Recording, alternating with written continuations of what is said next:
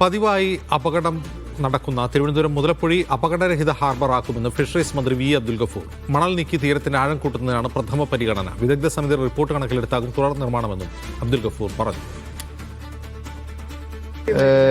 ഇതിന്റെ technical team ജൂലൈയിൽ ഇവിടെ സന്ദർശിക്കുന്നുണ്ട്. വീണ്ടും അവർ സന്ദർശിച്ച ശേഷം ഇവിടുത്തെ ലോക്കലായിട്ടുള്ള മത്സ്യത്തൊഴിലാളികളുടെ കൂടി അഭിപ്രായങ്ങളൊക്കെ കേട്ടിട്ട് അവർ തരുന്ന ഒരു റിപ്പോർട്ട് ഞങ്ങൾ വീണ്ടും യോഗം ചേർന്ന് ചർച്ച ചെയ്തതിന് ശേഷം അതിൽ മുമ്പോട്ട് പോകാനാണ് ഇപ്പോൾ തീരുമാനിച്ചിരിക്കുന്നത്.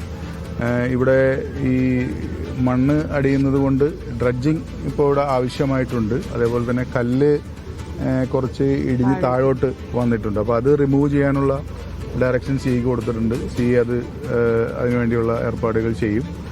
അതുപോലെ തന്നെ സിഗ്നൽ ലൈറ്റ് ഇപ്പോൾ ബാക്കിലാണ്, ഫ്രണ്ടിലേക്ക് ആക്കണം എന്ന് പറഞ്ഞിട്ടുണ്ട്. അതും സിക്ക് ഡയറക്ഷൻ കൊടുത്തിട്ടുണ്ട്. സി അതിനുവേണ്ടിയുള്ള നടപടികൾ എടുക്കും.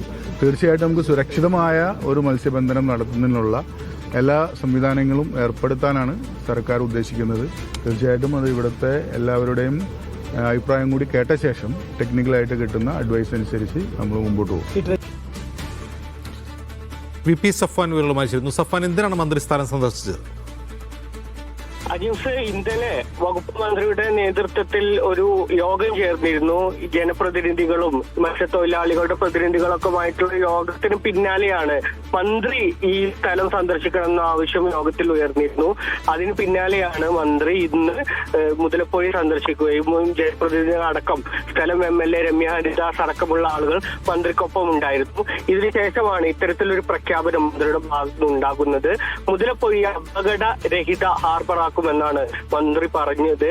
ഇന്നലെ ചേർന്ന ഈ യോഗത്തിൽ വിദഗ്ധ സമിതിയെ നിയോഗിക്കാൻ, ഇതുമായി ബന്ധപ്പെട്ട് പഠനത്തിന് വിദഗ്ധ സമിതിയെ നിയോഗിക്കാൻ തീരുമാനിച്ചിരുന്നു. ഈ വിദഗ്ധ സമിതിയുടെ റിപ്പോർട്ട് കണക്കിലെടുത്ത് സംസ്ഥാന സർക്കാരിന്റെ നേതൃത്വത്തിൽ തുടർ നടപടികൾ സ്വീകരിക്കുമെന്നുള്ള കാര്യമാണ് മത്സ്യത്തൊഴിലാളികൾ അടക്കമുള്ള ആളുകൾക്ക് ഇന്ന് മന്ത്രി ഉറപ്പ് നൽകിയിട്ടുള്ളത്. മഴക്കാലം വന്നതിനെ തുടർന്ന് ഈ മുതലപ്പൊഴി മേഖലയിലെ മത്സ്യത്തൊഴിലാളികളൊക്കെ വലിയ ആശങ്കയിലാണ്. കഴിഞ്ഞ വർഷങ്ങളടക്കം ഇവിടെ മരണങ്ങൾ റിപ്പോർട്ട് ചെയ്യുന്ന ഒരു സാഹചര്യം ഉണ്ടായിരുന്നു. തുടർ അപകടങ്ങൾ ഉണ്ടായിരുന്നു. കഴിഞ്ഞ 10 വർഷത്തിനിടയിൽ ഇത്തരത്തിൽ 90ഓളം ആളുകളാണ് ഈ മുതലപ്പൊഴിയിൽ മാത്രം അപകടത്തിൽ മരിക്കുന്ന ഒരു സാഹചര്യം ഉണ്ടായിരിക്കുന്നത്. ഇതിന്റെ ഒരു സാഹചര്യത്തിൽ തന്നെയാണ് ഒരു മുന്നൊരുക്കത്തിന്റെ ഭാഗമായിട്ട് മന്ത്രിയുടെ നേതൃത്വത്തിൽ ഇന്നലെ ഒരു അടിയന്തര യോഗം ചേരുന്നതും ഈ പഠനത്തിനായി വിദഗ്ധ സമിതിയെ സർക്കാർ നിയോഗിക്കുന്നതും. ജൂലൈ മാസത്തിൽ തന്നെ ഈ സമിതിയെ നിയോഗിച്ച് റിപ്പോർട്ട് സമർപ്പിക്കാനാണ് കഴിഞ്ഞ യോഗത്തിൽ മന്ത്രി ആവശ്യപ്പെട്ടത്. മഴക്കാലം പൂർത്തിയാകുന്നതോടെ തന്നെ ഈ ഡ്രഡ്ജിംഗ് പുനരാരംഭിക്കാൻ നിർദ്ദേശം നൽകിയിട്ടുണ്ട്. മറ്റൊരു പ്രധാനപ്പെട്ട കാര്യം, ഈ മുതലപ്പൊഴിയിൽ അപകടം എന്തെങ്കിലും സംഭവിച്ചാൽ 3 ഷിഫ്റ്റുകളായി ജോലി ചെയ്യുന്ന 30 പേരുടെ രക്ഷാസംഘത്തെ മുതലപ്പൊഴിയിൽ നിയോഗിക്കാനും ഇന്നലെ ചേർന്ന യോഗത്തിൽ തീരുമാനിച്ചിട്ടുണ്ട്. ഇന്ന് 10 മണിയോടെയാണ് മന്ത്രി മുതലപ്പൊഴിയിൽ എത്തിയത്.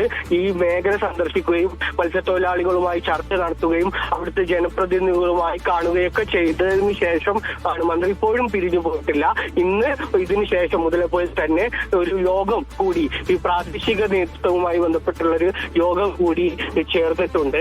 ഇന്നലത്തെ തീരുമാനങ്ങൾ ഏറ്റവും പ്രധാനപ്പെട്ടത് ഇതൊക്കെ തന്നെയായിരുന്നു. അപകടകരമായ ആശുപത്രിയിൽ എത്തിക്കാവുന്ന, അപകടമുണ്ടായാൽ ആശുപത്രിയിൽ അടിയന്തരമായി ചികിത്സ ഉറപ്പാക്കാവുന്ന സംവിധാനം അടക്കം ഉണ്ടാക്കണമെന്നൊക്കെ ആവശ്യം മത്സ്യത്തൊഴിലാളികൾ പറഞ്ഞിരുന്നു.